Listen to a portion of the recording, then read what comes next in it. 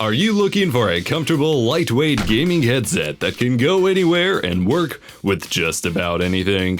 James Donkey has you covered. Yes, you heard that right. James Donkey may have just what you're looking for with their Tactical Master gaming headset, now campaigning on Kickstarter. Typically, I don't really even answer emails from companies pushing Kickstarter products. Usually there's little innovation, too big of a risk to the buyer, and my reviews are supposed to be that. Reviews, not advertisements for crowdfunding. But I love reviewing headphones and headsets, and I'm actually glad I checked this one out. There's a lot I like about it. That being said, backing Kickstarter projects is always a gamble, and while I have a physical product here to review for you, I can't guarantee that you will end up with one. You know, all of those precautionary stuff. Here's the Tactical Master gaming headset from James Donkey. What a name, am I right? James Donkey's goal with this headset was to produce a lightweight headset that was comfortable for extended gaming sessions while still providing the sound that gamers want. And honestly, I'd say they succeeded here, though I'd certainly prefer the price point stay closer to the Kickstarter special than what they estimate the MSRP to be. The headset has a pilot-inspired design and might look a little goofy, but it works. The 53mm neodymium drivers inside the closed-back cans are angled at a 15 degrees inward towards the ear canal to provide the best audio projection and housed in very lightweight yet somewhat durable-feeling plastic cans. The frame connecting the individual earphones is a metal band all the way through, but the clips attaching them to the cans are plastic. This is where I see a potential serious breaking point, as I've seen lots of clips like these actually shatter, thus effectively killing the headset. The headband up top is not padded very well at all and isn't using any special super soft material or anything like that, which normally I'd raise hell about. But these are lightweight enough that I actually never noticed, which is strange for me. I've actually found myself a few times switching to these headphones during gaming due to comfort fatigue of my higher end headphones, such as my Sennheiser HD6XS and my Monolith M1060 headphones. Pretty crazy, I was surprised. The ear pads are adequately thick and comfortable and are made of protein leather, and they attach to the cans using magnets, which I only just learned when I was finishing the script for this video. At no point during any of my use or throwing them around did they ever come loose, yet they're incredibly easy to remove and add back on, then clean and replace as desired. But I've never seen magnetized ear pads like this, so finding alternative pad comfort options might not work out, despite the convenience factor here. The cans don't turn outward like many headphones, but the natural flexibility of them should fit most heads fine. Although particularly tall-headed people like myself may have trouble, I have these extended as far as the adjustment allows in order to fit my head, and it barely just fits right. But it does stay comfortable. But a tall head and big ears is a rough combination for headwear. Man. Sound quality on these is not bad at all, although it's nothing amazing. But for the price and an intended audience, they work well. There's no options to control or disable their virtual 7.1 surround sound, which could be a problem for some, but I found it to be some of the least offensive virtual surround implementations that I've come across, to the extent that I even questioned if it was present at all at times while using them. And that's not a bad thing. I've always been someone who prefers proper stereo sound with directional audio and headphones that have good imaging to take advantage of it, but this implementation is a good workaround to cheaper closed-back cans. I'm a fan. These lack clarity on the higher ranges of sound and don't blast your eardrums with bassy rumble.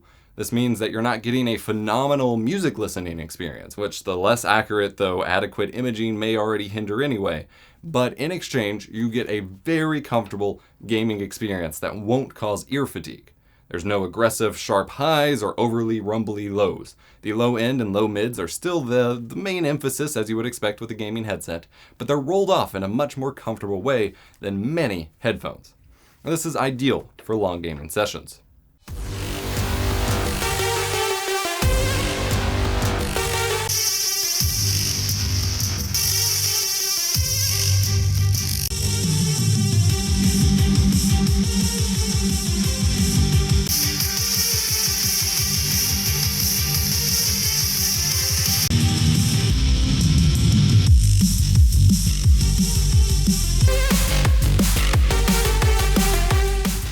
Also, these get loud. Really loud. They start at 100% volume. I usually keep them around 20 to 25% while gaming, sometimes down to 18 or 10. That's insane. But again, these won't replace quality or more analytical sounding headphones for music or mixing anytime soon, but for the price and for gaming, they work quite well. Each can has an adjustment dial with a RGB ring around them. These only breathe a cycle of colors with no options to turn them off or change them, but they're subtle enough to hopefully be inoffensive to most people. The right ear dial adjusts the volume, which does affect your system volume level in Windows, keep that in mind, and I found it to do nothing at all while in game on PlayStation 4, which could be a problem for some. The dial on the left adjusts the microphone levels, which I found to be a bit silly. With no mute option, I would have much preferred this to act as the mute option itself, and mic levels are typically adjusted in your software or system settings anyway, especially since there is no loop back on the microphone, so even with the adjustment dial, you have no idea how loud you actually are. This would have been very valuable to add to these headphones. The microphone capsule is nice and large and stays out of the way while working quite well. It has two positions, closer to your mouth or closer to the cans. Both seem to work well.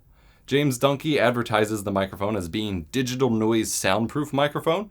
This is referring to the signal to noise ratio of the microphone's capsule and electronics themselves, not background noise. This seemingly has no background noise suppression or filtering at all. This is honestly a good thing to me in my eyes. Most voice chatting apps and services already use their own noise gates and filtering anyway, so this just means that the microphone is giving you the most natural sounding source that it can, and I kinda like it. The microphone on these headphones is nothing to write home about, but it does do a very good job of sounding fairly natural without, making yourself sound too nasally or too stripped out, but it seems to have no background noise reduction whatsoever, so there's a continuous hiss or just kind of whir of my computer noise and the USB electricals themselves, and if I start typing and clicking, it's picking all of that up. So that may annoy some people, but otherwise it sounds pretty good. That cable noise I complain about is not really picked up in the mic too much. It does have multiple positions. This is all the way out. This is if I'm talking into it with it all the way in, and it does have an adjustment dial for the microphone level, but you have no real feedback as to how loud it actually is, because there's no actual loop back of it to yourself, which has become very annoying during some of our gaming sessions. Just something you gotta deal with, I guess. By far the worst aspect of this headset is the cable. The non-detachable USB cable is rigid and has a very scratchy and noisy braiding. This is where cost cutting can cause problems. It's obnoxious to deal with, and the lighter plastic build that it has on the cans means that any rubbing of the cable on your desk or clothes will be transferred up to your ears, much like earbuds, which can be very obnoxious if no sound is playing, and it's also transferred to the mic. Honestly, just making the cable detachable would more or less eliminate this as an option, as I could replace it with my own. Plus, the end of it is rather fat and did not want to fit in my PS4 Pro's USB ports at first either. Speaking of which, this device runs plug-and-play drivers, which causes the lack of control that I mentioned before, but does mean that it theoretically should work with just about any device. It worked great, microphone included, with my PlayStation 4 Pro, although it seemed the volume adjustment dial did nothing in-game to control volume, so that's worth noting. However, the headset did not work at all with my base Xbox One. However, I've seen lots of threads about Xbox requiring special validation for USB audio devices to work. I'm guessing this isn't the fault of the headset, but of the Xbox's weird strictness. But if they're going to claim Xbox support, that actually needs to be validated. Oh yeah, and the headphones fold up nice and tight for travel, too. While the Tactical Master headset has a pretty cringy name and a kind of cringy Kickstarter video to go with it, what is up with that super stretched low-res PUBG aspect ratio anyway? Who plays like that? It's actually a pretty impressive headset. A cheap, lightweight, yet decent-sounding gaming headset is a product that I can get behind. For the remaining early bird pledge cost of $49, a headset like this is honestly a steal compared to other cheap headsets. But for the listed MSRP of $89, this headset is going up against some tough competition, and I'm not sure how much the newcomer will offer against higher price tier options. There's about half the Kickstarter campaign time left to go, and their original goal was aimed at Hong Kong currency and was very low and quickly met. And their only stretch goal was adding a yellow color option for some reason. but I'll be following this headset to see if it makes it to full retail, since they clearly already had the headphones to give to me anyway. But since their campaign is killing it, I'd love to see them change to a detachable USB cable or a better one and implement a mic mute option of some sort while they're finishing things up. Link to the Kickstarter will be in the description down below while you're down there. 360YY ladder stall, no scope that like button. Whatever the kids are doing these days, and get subscribed for more tech education. I'm Fox. I'll see you in the next one.